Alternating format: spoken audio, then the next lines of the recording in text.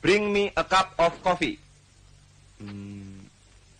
Ambilkan saya secangkir kopi. I don't like coffee. Saya tidak suka kopi. Brengsek. Kamu kira saya apa? Pelayan. Brengsek. Kamu kira saya apa? Video ini gue buka dengan pertanyaan buat kalian, yaitu apa film warkop favorit kalian, dan sebutkan satu aja adegan yang paling memorable dari warkop DKI. Tulis jawaban kalian di bawah sekarang sambil kita putar opening berikut. Di channel ini gue upload konten apapun yang gue suka. Subscribe dan nyalain lonceng notifikasi jadi nggak ketinggalan video berikutnya. Kalau ngomongin warkop DKI, apa yang langsung terbersit di benak kalian? Apakah komedi intelek dan kritis khas anak-anak kampus? Apakah sketsa-sketsa humor slapstick dengan lagu-lagu parodi yang ikonik? Mendingan cepetan ke WC daripada cepir. Celananya lengket. Atau adegan pantai yang dimeriahkan oleh para warkop angels? Well, ketiga jawaban tersebut adalah benar. Tergantung di era mana kalian mulai jadi penggemar warkop DKI. Berdasarkan pengalaman gue menikmati film-film warkop, gue pribadi membagi film-film warkop menjadi dua era. Era 80-an dan era 90-an. Dan masing-masing mempunyai ciri khas yang sangat berbeda.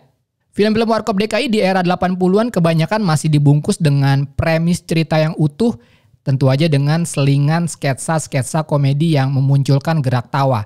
Misalnya film Gengsi Dong yang bercerita tentang 3 mahasiswa yang diperankan trio warkop DKI yang memperebutkan perhatian dari kembang kampus bernama Rita yang diperankan oleh Camelia Malik. Aduhai, aduh manisnya, betapa kau menggoncangkan hatiku. Aduhai, aduh seksinya, membuat jantungku berdebar-debar. Atau film-film seperti Pokoknya Beres, Maju Kena Mundur Kena, dan Tahu Diri Dong yang menceritakan tentang dinamika kehidupan anak muda yang tinggal di kos-kosannya Pak Us-Us. Dan satu lagi, ciri khas dari film-film warkop di era 80-an adalah lagu-lagu parodinya yang memorable hingga sekarang. Warkop era 90-an adalah genre yang berbeda. Di era ini boleh dibilang tidak ada premis cerita yang utuh di setiap filmnya. Hanya sekumpulan sketsa komedi dengan bungkusan seksualitas yang kental dan dominan. Film-film dengan judul seperti Mana Bisa Tahan, Sudah Pasti Tahan, Bisa Naik, Bisa Turun, serta Masuk Kena, Keluar Kena cukup memberi gambaran nuansa apa yang ditawarkan dari film-film warkop di era ini. Bahkan di salah satu film ada dialog di mana Indro atau Kasino, gue lupa, literally menyebutkan, ayo Don, kita ke pantai. Kalau nggak ada adegan pantai, ntar penonton marah. Film-film di era ini hanya berupaya untuk merespon pasar film yang sedang lesu saat itu, di mana genre film yang masih laku adalah seks, horor, dan horor berbau seks. Namun di antara kedua era tersebut, era manapun yang menjadi preferensi pribadi kita sebagai penggemar warkop DKI, kita pasti setuju bahwa film-film warkop selalu menyuguhkan adegan-adegan yang memorable. Menariknya, banyak dari film-film warkop di era tersebut yang mungkin memorable untuk kita adalah karya-karya film yang tidak orisinil. Tapi tunggu dulu, di video ini gue tidak akan ikut-ikut menyerang sisi orisinalitas film warkop yang sempat rame beberapa waktu lalu. Justru sebaliknya, gue akan mencoba berdiri di sisi warkop DKI dan memaparkan argumen-argumen serta point of view gue terkait dengan polemik tersebut. Dan nanti di akhir video, gue akan coba sedikit analisis satu film warkop yang personally menurut gue berbeda dengan film-film warkop lainnya. So, stay tune sampai videonya kelar. Oke, sekarang kita mulai bahas orisinalitas film-film warkop dan akan gue mulai dengan membeberkan fakta-faktanya. Well, faktanya memang banyak film-film warkop yang adegannya mencomot dari beberapa komedi series luar. Mulai dari The Benny Hill Show, Three's Company, komedi seri dari Israel yaitu Eskimo Limon, sampai Mr. Bean. Mari kita lihat contoh-contoh berikut ini.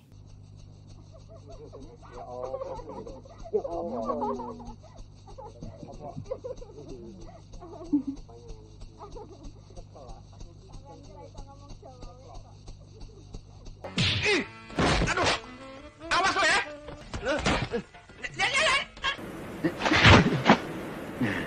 Saya sudah duduk kan?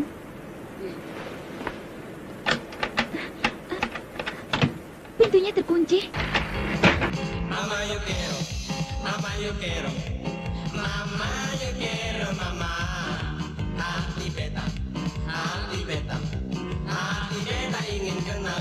Melihat persamaan dari adegan-adegan tadi sebagai diehard penggemar Warkop, apakah gue kecewa dengan fakta-fakta tadi? Ya enggak lah, kenapa harus kecewa? Bahkan langsung nyinyir dengan Warkop DKI. Bukan cuman itu, bahkan gue akan mencoba berpihak di sisi Warkop DKI dengan beberapa argumen. Mari kita mulai. Argumen pertama, dan ini yang menurut gue paling krusial dan masuk akal adalah film-film Warkop DKI adalah produk dari sebuah industri film. Yang namanya produk dari sebuah industri, udah pasti banyak banget pihak yang terlibat dan bertindak sebagai pengambil keputusan terkait dengan produk tersebut. Di luar dari pihak Warkop DKI sebagai sebuah grup lawak. Apakah itu keputusan kreatif, marketing, ataupun penjualan. Dan kalau ngomongin film, pemegang keputusan terbesar pasti seorang eksekutif produser, pemilik modal, dan rumah produksi. Dia yang bertanggung jawab dan bisa menilai film-film seperti apa nih yang bakal laku dan diminati penonton.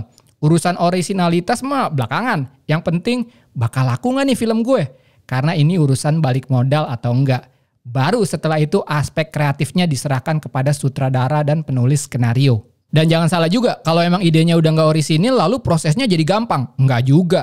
Peran penulis skenario juga besar dalam menerjemahkan serial-serial terkenal tadi ke konteks dan joke lokal agar penonton bisa memahami humor tersebut. Dan tentu aja sang sutradara yang bertanggung jawab dengan aspek kreatif lainnya seperti pengadeganan, acting, art directing, dan lain-lain. Jadi setelah dalam tanda kutip mengambil ide dari sitkom-sitkom luar, proses kreatifnya pun masih panjang banget hingga akhirnya film tersebut tayang. Terus peran Warkop DKI di proses ini apa dong? Ya aktor yang memerankan peran-peran tersebut. Dan poin ini udah masuk ke argumen gue yang kedua. Kenapa Warkop DKI tidak bisa disalahkan terkait dengan masalah orisinalitas film-filmnya? Ya simpelnya karena mereka hanya aktor yang menjalankan sebuah peran yang diberikan oleh sang sutradara. And they did it very well. Warkop DKI adalah salah satu aktor bergenre komedi terbaik yang dimiliki oleh bangsa ini. Khususnya apabila kita melihat background mereka yang jauh dari dunia seni peran, yaitu mahasiswa ilmu sosial dan politik. Bahkan almarhum Dono adalah seorang dosen dan aktivis kampus. Dari mahasiswa menjadi komedian kampus, lalu merambah komedi panggung, kemudian dunia radio, baru akhirnya seni peran.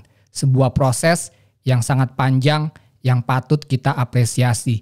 Jadi menurut gue kalau mau lihat karya-karya Warkop yang dalam tanda kutip orisinil, seharusnya kita tidak melihat di film-film yang diperankan oleh mereka. Namun lihatlah komedi-komedi nakal syarat kritik, khas komedi kampus yang bisa didengar di rekaman-rekaman kaset mereka. Komedi khas warung kopi yang menyuarakan keresahan rakyat kecil. Atau jargon mereka yang terkenal dan semakin terasa kebenarannya saat ini yaitu tertawalah sebelum tertawa itu dilarang. Argumen ketiga terakhir adalah tentang referensi kita yang bertambah karena akses informasi yang lebih luas. Menurut gue agak aneh sih kalau dulu kita bisa ketawa-tawa dan terhibur melihat film-film Warkop, tapi sekarang dengan enteng bisa ngomong dan nyinyir, Warkop juga niru. Lah, kan dulu kita juga nggak punya akses ke komedi-komedi luar negeri yang jadi referensi Warkop tersebut. Dari perspektif gue malah terima kasih kepada film-film Warkop karena telah menghadirkan komedi-komedi tersebut dan meramunya menjadi konteks lokal yang sesuai dan bisa dimengerti oleh kita. Serta membuat masa kecil kita penuh dengan humor-humor yang menyenangkan. Nah itu kira-kira ketiga argumen gue terkait dengan orisinalitas film-film Warkop DKI. Well, seperti biasa di video-video gue di channel ini semuanya tetap open for discussion. Dan gue pengen juga dengar pendapat kalian di kolom komentar. Nah kalau memang mau melihat film Warkop yang berbeda, sebaiknya lihat film-film yang keluar dari format film Warkop yang selama ini lebih populer. Bukan yang tumpukan sketsa kayak produksi-produksinya Parkit Film atau yang menjual seksualitas kayak produksinya Soraya Intersin. Gampangnya lihat film-film awalnya Warkop di tahun 80-an. Misalnya film Gengsi Dong atau Mana Tahan yang bercerita tentang dinamika kehidupan mahasiswa dengan segala problematikanya. Tapi yang paling gue suka adalah satu film yang berjudul Manusia 6 Juta Dolar. Dan selanjutnya gue akan bahas kenapa film ini adalah film warkop yang beda dan keluar dari format film warkop yang selama ini kita kenal. Pertama, sesuai konteks di atas, yes, tentu aja Manusia 6 Juta Dolar ini adalah adaptasi dari serial TV luar negeri yaitu The $6 Million Man. Serial ini bercerita tentang seorang astronot yang mengalami kecelakaan sehingga harus menjalani operasi bionik hingga akhirnya mempunyai kekuatan superhuman. Dan premis itu aja yang dalam tanda kutip ditiru oleh film Manusia 6 Juta Dolar. Tentu aja dengan eksplorasi kreatif yang sesuai dengan konteks lokal. Misalnya, kalau Steve Austin di $6 Million Man adalah seorang astronot yang mengalami kecelakaan pesawat luar angkasa, sedangkan Manusia 6 Juta Dolar, Dono berperan sebagai polisi yang mengalami kecelakaan dilindas oleh bemo karena menolong perempuan yang dijamret. Jadi menurut gue film Manusia 6 Juta Dolar ini lebih pas disebut sebagai parodi dari film $6 Million Man. Dan pemilihan premis ini pun gue yakin didasarkan pada keputusan bisnis atas film tersebut. Film luar negeri apa nih yang lagi naik daun? Oh, $6 Million Man. Ya udah, kita bikin parodinya. Asumsi gue mungkin seperti itu. Contoh lainnya mungkin bisa kita lihat dari film warkop yang lain yaitu Chips, yang juga merupakan parodi dari TV seri luar negeri dengan judul yang sama. Kalau balik lagi ke konteks orisinalitas yang diambil dari film Manusia 6 Juta Dolar, ya cuma premis cerita dan karakternya aja. Selebihnya misalnya keseluruhan cerita seperti apa, konfliknya seperti apa, pengadeganannya gimana, dan lain-lain, semuanya diserahkan kepada sutradara. Dalam hal ini adalah seorang sutradara yang bernama Ali Shahab. Oke, sebelum masuk ke analisis dari film Manusia 6 Juta Dolar, gue akan ceritakan dulu sinopsis singkatnya. Seperti biasa, buat yang belum pernah nonton filmnya, silakan cari aja di internet. Dan buat yang tahu link streaming yang resmi dan legal, nah silakan juga tambahin di kolom komentar. Film Manusia 6 Juta Dolar bercerita tentang Dono yang merupakan anggota kepolisian yang mengalami kecelakaan dan harus menjalani operasi bionik dengan biaya $6 juta. Dan hasilnya adalah Dono yang mempunyai kekuatan superhuman. Bersama rekan-rekannya, Oscar Casino, Spion 6000 yang diperankan oleh Indro, dan Spion 600 yang diperankan oleh Dorman Borisman, mereka berusaha untuk membongkar aksi penculikan seorang penyanyi terkenal yaitu Rita Aduhai Merdu Banget yang diperankan oleh Eva Arnas. Rita yang berhasil diculik oleh kontet Raja Culik dan anak buahnya akhirnya berhasil diselamatkan oleh Dono dan rekan-rekannya. Cerita pun berakhir. Di film Manusia 6 Juta Dolar ini kita akan melihat film warkop yang berbeda dan keluar dari format film warkop yang kita kenal. Hilang karakter Dono dengan gerak tubuh dan ekspresi yang komikal, selalu sial, dan jadi bulan-bulanan dua rekannya.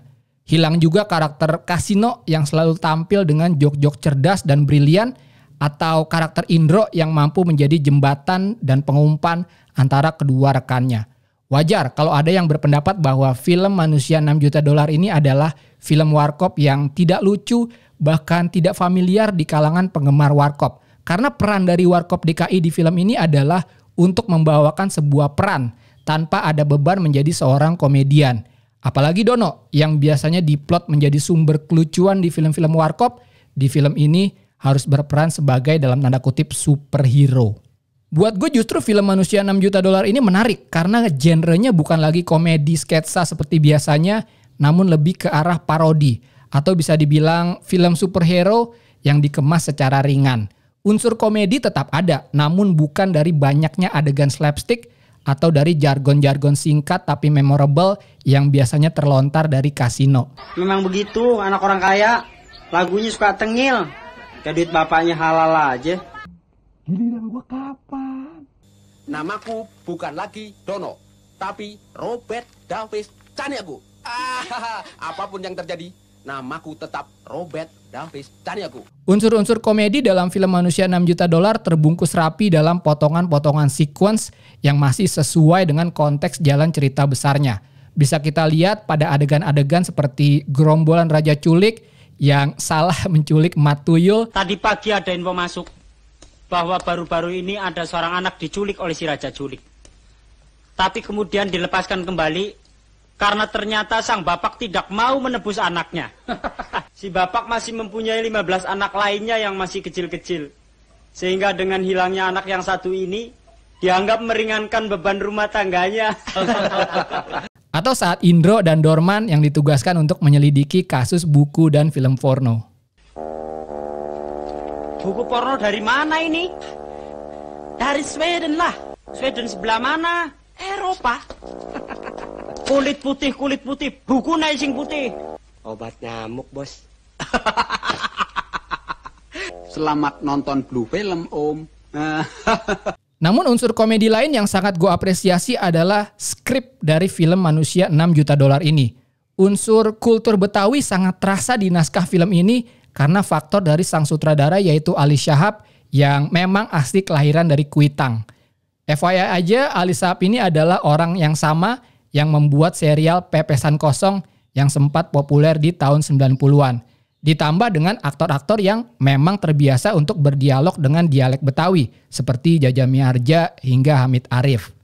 Dan kalau kita bahas lebih jauh lagi, gue merasa ada feeling teatrikal dan sedikit unsur sastra pada skrip-skrip Manusia 6 Juta Dolar ini.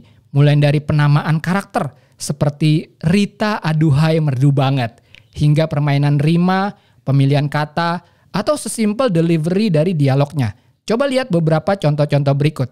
Asik banget dan lucu banget sih menurut gue. Oke, pengen kaya. Gampang. Gue ada resepnya. Apa resepnya, Bang? Lu pakein kaldu bayi di situ. Orang yang pakai begituan sekarang restorannya udah bertingkat, lo tau nggak? Kalau pakai kaldu ayam sih, Bang, masuk di akal. Payah lo. Aki lu tengkurap. Sekarang semuanya masuk di akal, lo tau nggak? Udah dengar belum? Zaman sekarang malah gue dengar ada yang pakai kaldu babu. Kaldu babu? Kaldu babu? Masa iya sih, Bang? Saya ketemu babenya, Bos. Babenya bilang nggak berasa kehilangan anak. Mana mungkin? Anak hilang, babe nggak berasa. Itu dia, saya balikin. Si tuyul yang saya culik. Kalau mau ditebus, tuh anak balik. Babenya bilang apa? Dia bilang di rumahnya ada 16 anak lain yang setengah mati dia kasih makannya. Malahan dia bilang kirim salam. Kalau perlu 5 lagi yang begituan, di rumahnya masih ada 15 lagi, Bos. Sialan. Don Sobis yang brengsek. Setan. Enak aja. Anak kurang ngajar nih. Orang mestinya sama gue yang terhormat. Ini yang brengsek. Dasar gak pernah makan bagus sekolahan. Burung merpati ada di tangan gue. Mulai ini hari siapin aja duit 25 juta. Atau burung lu gak balik lagi. Setan bener. Duit 25 juta. Enak aja. Terusin deh kan bacanya. Terusin. Gue tabok bacot lu baru tau lu. Gue lagi mikir nih. Duit digocol daripada gue ngejamret. Kalau lu pengen lihat burung lu nyanyi di panggung show yang lu bikin, tunggu instruksi gue selanjutnya. Selamat bingung. Konten Raja Culik. Seminggu lagi di stadion bakal ada show besar-besaran dari satu penyanyi yang paling beken ini tahun. Namanya aja, Bos. Rita aduhai merdu banget, Bos. Penyanyi yang katanya kasetnya laku 2 truk kan? Saya dengar kartus buat show di stadion udah terjual habis. Malah catutannya, Bos, ada orang gile. Dia berani tuker sama TV berkelir asal bisa aja nonton. Bagaimana cara ngejebaknya? Itu perempuan yang katanya keringetnya orang berani bayar 1 juta, kita bisa ringkus. Terakhir yang menurut gue beda dari film-film Warkop biasanya adalah justru di film Manusia 6 Juta Dolar ini kita bisa melihat lagi esensi dari tema-tema komedi yang biasanya dibawakan oleh Warkop, yaitu tentang kritik sosial dan potret dari masyarakat kecil. Adegan tuyul yang diculik dan direlakan oleh bapaknya karena bapaknya masih punya 15 anak lagi yang harus diurusi adalah potret miris dari sebuah kemiskinan kota. Adegan Indro dan Dorman yang ditipu oleh penjual buku dan film porno adalah sindiran atas ketidakbecusan kerja dari aparat. Adegan Don Sobis yang ketakutan dalam tanda kutip diinjek-injek rakyat adalah gambaran tentang ketidakpercayaan masyarakat atas sebuah sistem hukum yang ada. Enak aja gue disuruh tenang. Dia sih gak ketemu, gak apa-apa. Gak tanggung risiko. Nah gue bisa dibikin kornet penonton. Belum lagi sindiran atas perilaku-perilaku masyarakat yang tercermin dalam lirik lagu yang dibawakan di akhir cerita. Rakyat Betawi kurang disiplin. Berat di daun kencing. mancing di pohon, buang sampai ke dalam kali. Kalau banjir setengah mati, banjir duit di pintu kecil, banjir sampah di kali pasir. Paling kasihan pedagang kecil, sana sini dilarang parkir. Betawi ini lagunya, beda dewan tinggi bertinggi. Anak Betawi zaman sekarang tanah digusur ke masa. Itu kenapa gue bilang film Manusia 6 Juta Dolar ini adalah film Warkop yang berbeda.